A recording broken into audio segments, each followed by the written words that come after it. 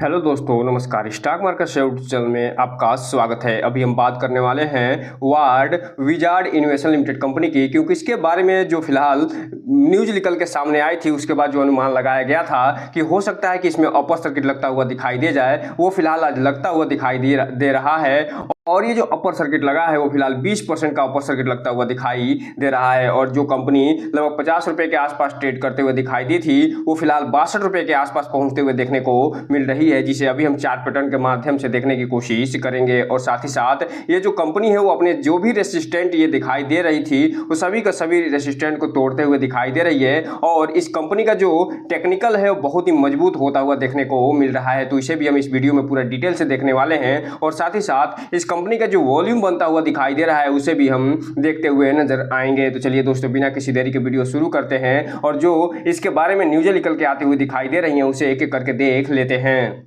सबसे पहले अगर हम बात करें इसके चार्ट पैटर्न की, तो यहाँ पे आप देख रहे हैं कि आज ये 10 जून का यहाँ पे डेटा निकल के सामने आया है, चार्ट दिखाई दे रहा है। और ये इसमें 20% का अपर सर्किट लगता हुआ देखने को मिला है। और ये जो कंपनी है लगभग 63 रुपये के आसपास बंद होते हुए देखने को मिल रहे हैं, जबकि पिछले दिनों जब बंद हुई थी तो ये जो कंपनी है लगभग 52 रुपये के आसपास बंद होते हुए देखने को मिली थी। और ये जो तेजी इसमें आई है उसके पीछे जो मेन कारण निकल के सामने आया है, जो फिलीपींस से इसे 1.29 जो बिलियन डॉलर का वो जो ऑर्डर मिलता हुआ दिखाई दिया है, जो प्रोजेक्ट मिलता हुआ दिखाई दिया है हेवी व्हीकल्स के क्षेत्र में, उसके बाद ये फिलहाल तेजी आती हुए देखने को मिल रही है। और इससे संबंधित जो वीडियो है उसके बारे में पूरा डिटेल जो वीडियो है हमने भी बनाया हुआ है, उसको हम इसके इंड स्क्रीन में दे देंगे, आप वहां से जाके देख सकते हैं कि फिलीपींस में ये कौन से प्रोजेक्ट में काम करते हुए दिखाई देगी, कौन कौन से क्षेत्र में ये काम करते हुए दिखाई देगी और कौन कौन से गाड़ियों का ये निर्माण करते हुए देखने को मिलने वाली है। वहीं अगर हम बात करें 5 दिन की चार्ट पैटर्न की, तो 5 दिन में इस कंपनी ने लगभग 27% का रिटर्न निकाल के दे दिया है। जबकि बात करें 1 महीने के चार्ट पैटर्न की तो ये 14% का रिटर्न निकाल के देता हुआ नजर आ रहा है। जबकि बात करें 6 महीने की चार्ट पैटर्न की तो ये जो कंपनी है 7.5% का रिटर्न निकाल के दिया है। जबकि बात करें एयरटेल डेट की तो लगभग 11 से 12% का रिटर्न निकाल के देता हुआ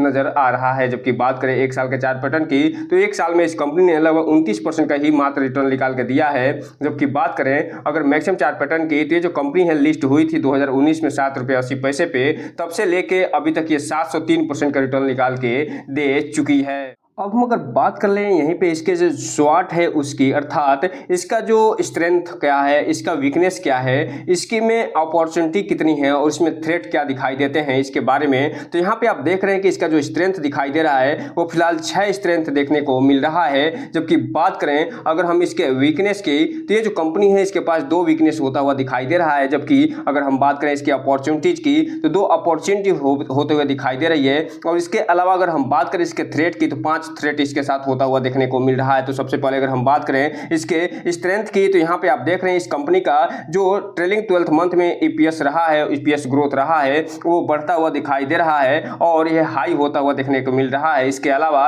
पिछले 2 सालों में ये जो इसका कंपनी का जो रिटर्न ऑन कैपिटल एम्प्लॉयड है वो भी इंप्रूव होता हुआ देखने को मिल रहा है। और साथ ही साथ इसका जो प्रॉफिट मार्जिन है और नेट प्रॉफिट मार्जिन है वो भी ईयर ऑन ईयर बेस पे बढ़ता हुआ देखने को मिल रहा है। इसके अलावा अगर हम बात करें चौथे स्ट्रेंथ की तो इस कंपनी में जो रिवेन्यू है ये एवरी क्वार्टर अर्थात 3 क्वार्टर में ये बढ़ता हुआ देखने को मिल रहा है। साथ ही साथ इस कंपनी के पास जो प्रमोटर पास जो होल्डिंग है उसमें से 0 प्लीज होता हुआ देखने को मिल रहा है। इसके अलावा इस कंपनी में जो शेयर होल्डिंग है एफपीआई और एफआईआई का वो बढ़ता हुआ दिखाई दे रहा है। तो इस हिसाब से आप देख सकते हैं कि ये जो 6 स्ट्रेंथ हैं इस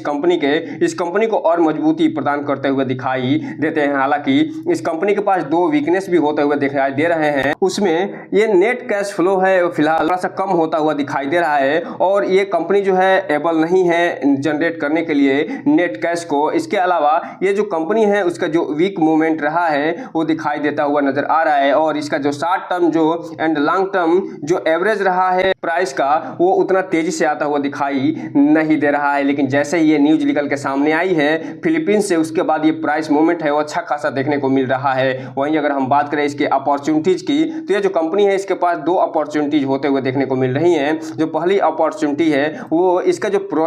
पॉजिटिव ब्रेकआउट है रेसिस्टेंट है, वो इसे ये तोड़ता हुआ दिखाई दे रहा है। और इसके साथ साथ ये जो कंपनी है हाई वैल्यू और हाई गेन प्राप्त करते हुए दिखाई दे रही है। इसके अलावा इस कंपनी के पास जो सबसे कंसर्निंग पॉइंट निकल के सामने आता है वो ये, इसके पास 5 थ्रेट होते हुए दिखाई दे रहे हैं। और ये जो थ्रेट है उसके बारे में यहाँ डिटेल से जानकारी दी जा रही है कि जो प्रोमोटर हैं वो अपनी होल्डिंग लगातार थोड़े थोड़े करके घटाते जा रहे हैं। और साथ ही साथ ये जो कंपनी है उसमें बिग डील के माध्यम से लगभग 1% टोटल शेयर जो है वो घटाया गया है इनसाइडर ट्रेडिंग और SAST के माध्यम से। इसके अलावा इसका जो पी है वो हाई होता हुआ दिखाई देता है, जो कि 40 से ज्यादा इसका पी रेशियो देखने को मिल रहा है। इसके अलावा इस कंपनी का जो ट्रेंड है नॉन कोर इनकम का वो बढ़ता हुआ दिखाई दे रहा है। और इसके अलावा इनसाइडर सोल्ड स्टॉक अर्थात इनसाइडर जो ट्रेडिंग है वो बढ़ती हुई दिखाई दे रही है और इसको सोल्ड करते हुए देखने को मिल रहे हैं। तो इस हिसाब से आप देख रहे हैं कि कुल मिलाजुला कर इसके अगर स्ट्रेंथ और अपॉर्चुनिटी को मिला दें तो ज्यादा होता हुआ दिखाई दे रहा है जो वीकनेस और थ्रेट है उससे।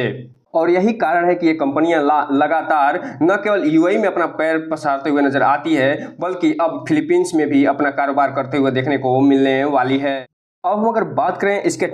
जो टेक्निकल रेटिंग दी गई है उसकी, तो यहाँ पे आप देख रहे हैं इसका जो एक दिन का मूविंग एवरेज है वो फिलहाल बुलिश होता हुआ दिखाई दे रहा है। जो टेक्निकल इंडिकेटर है वो भी बुलिश होता हुआ दिखाई दे रहा है, जबकि मूविंग एवरेज जो क्रॉस ओवर है वो फिलहाल न्यूट्रल होता हुआ देखने को मिल रहा है। अगर हम बात करें वीकली इसके जो टेक्निकल रेटिंग है उसकी, तो फिलहाल मूविंग एवरेज तो बुलिश है लेकिन टेक्निकल और मूविंग क्रॉस ओवर जो है न्यूट्रल होते हुए देखने को मिल रहे हैं। जबकि बात करें अगर हम मंथली जो मूविंग एवरेज दिखाई दे रहा है उसकी, तो फिलहाल मूविंग एवरेज है वो बुलिश होता हुआ दिखाई दे रहा है। जो टेक्निकल इंडिकेटर है वो भी बुलिश होता हुआ दिखाई दे रहा है और जो मूविंग एवरेज क्रॉसओवर न्यूट्रल होता हुआ देखने को मिल रहा है। अब हम अगर बात कर लें इसके वीकली जो रेसिस्टेंट निकल के सामने आया है जिसे आज कंपनी ध्वस्त करते हुए दिखाई दे रही है उसकी, तो यहाँ पे आप देख रहे हैं कि जो क्लासिक के द्वारा जो ये रेसिस्टेंट दिया गया है वह ₹54.83 का, इसे ये कंपनी तोड़ते हुए दिखाई दे रही है। और इसके अलावा जो फिबोनाची जो रेसिस्टेंट है वो भी टूटता हुआ दिखाई दे रहा है। इसके अलावा जो कैमेरिला जो रेसिस्टेंट है वो भी टूटता हुआ दिखाई दे रहा है। इसके अलावा रेसिस्टेंट 2 भी ये आज टूटता हुआ दिखाई दे रहा है और रेसिस्टेंट जो 3 है वो भी आज टूटता हुआ दिखाई दे रहा है। और ये ₹61 जो 41 पैसे का जो रेसिस्टेंट है तोड़ के ये जो कंपनी लगभग ₹63 के आसपास ट्रेड करते हुए देखने को मिल रही है। अब ये देखना दिलचस्प रहेगा कि कल अगर इसमें ऐसे ही अपर सर्किट लगता हुआ दिखाई देता है तो ये कंपनी न केवल ये इस रेसिस्टेंट से अच्छा खासा आगे निकलते हुए दिखाई देगी बल्कि एक ब्रेकआउट भी देते हुए नजर आ सकती है। बात करें इसके आज के जो टोटल कारोबार हुआ है बीएसई पे उसकी, तो यहाँ पे आप देख रहे हैं कि 63 लाख शेयरों की टोटल कारोबार करते हुए दिखाई दे रहे हैं। हालांकि अभी इसमें डिलीवरी पैटर्न तो आता हुआ शो करता हुआ नहीं दिखाई दे रहा है, लेकिन जहां तक ये अनुमान है ये 63 लाख जो शेयर हैं ये डिलीवरी के रूप में उठते हुए दिखाई दिए होंगे, क्योंकि जिस हिसाब से इस कंपनी में न्यूज निकल के सामने आई है उसके बाद जो 20% का अपर सर्किट लगा है उसमें संभावना यही है कि पूरे 63 लाख जो शेयर हैं डिलीवरी के रूप में उठते हुए दिखाई दिए होंगे। वहीं स्टार्ट की अगर हम बात करें तो 16 लाख शेयर इसमें टोटल क्वांटिटी ट्रेड हुआ था, जिसमें से लगभग 41 से 42% जो शेयर हैं वो डिलीवरी के रूप में उठते हुए दिखाई दिए थे। जबकि बात करें एक वीक की तो यहाँ पे आप देख रहे हैं कि 17 लाख जो शेयर है टोटल क्वांटिटी ट्रेड होते हुए दिखाई दिया है बीएसई पे, जिसमें से 38 से 39 लाख शेयर ही डिलीवरी के रूप में उठते हुए दिखाई दिए हैं। जबकि बात करें अगर हम इस कंपनी के एक मंथ के एवरेज की, तो यहाँ पे आप देख रहे हैं कि 16 लाख के आसपास ये ट्रेडिंग करते हुए दिखाई दिए हैं, जिसमें से लगभग 42 से 43% ही टोटल डिलीवरी उठता हुआ दिखाई दे रहा है। तो इस हिसाब से आप देख रहे हैं कि आज जितना बड़ा इसमें क्वांटिटी ट्रेड हुआ है, जो वॉल्यूम बनता हुआ दिखाई दिया है और जिस हिसाब से आज इसमें डिलीवरी उठाई गई होगी उसके हिसाब से आप देख सकते हैं कि पिछले एक महीने में इतनी तेजी से न इतनी वॉल्यूम के साथ ट्रेडिंग होते हुए दिखाई दे रही है और न ही इसमें इतनी डिलीवरी भी उठाते हुए ये नजर आ रहे हैं। अगर हम बात कर लें इसमें प्रोमोटर होल्डिंग एफआईआई और डीआई के साथ साथ पब्लिक की होल्डिंग की, तो यहाँ पे आप देख रहे हैं कि जो प्रोमोटर के पास ये होल्डिंग बनी हुई है वो 67.46% के आसपास बनी हुई है, जो कि एक डिसेंट होल्डिंग मानी जाती है, क्योंकि नॉर्मली ये माना जाता है कि अगर किसी भी कंपनी में 50+ के आसपास होल्डिंग है तो एक डिसेंट कंपनी होते हुए दिखाई देगी और जो प्रमोटर होंगे वो तन मन धन से काम करते हुए दिखाई देंगे, क्योंकि अगर शेयर का प्राइस बढ़ता है तो सबसे ज़्यादा अगर किसी को फायदा होगा तो वो प्रमोटर होते हुए दिखाई देंगे। इसके अलावा ये जो कंपनी है उसमें पब्लिक की जो होल्डिंग वो 32.43% के आसपास होती हुई दिखाई दे रही है, जबकि अगर हम बात करें DIIs की होल्डिंग की तो वो 0.07 के आसपास होते हुए दिखाई दे रही है और FIIs की जो होल्डिंग है 0.04% के आसपास होते हुए देखने को मिल रही है। साथ ही साथ थोड़ा सा हम इसमें बात कर लें कि ये जो वार्ड विजार्ड इनोवेशन लिमिटेड है किसके साथ कंपीट करते हुए दिखाई देती है, अर्थात इसका जो कंपटीटर है कौन कौन से होते हुए देखने को मिल रहे हैं। तो यहाँ से आप देख सकते हैं कि भारत के जो सबसे बड़ी दिग्गज कंपनी है बजाज ऑटो, जिसका कारोबार न केवल इंडिया में होता हुआ दिखाई देता है बल्कि विदेशों में भी ये कारोबार करती है,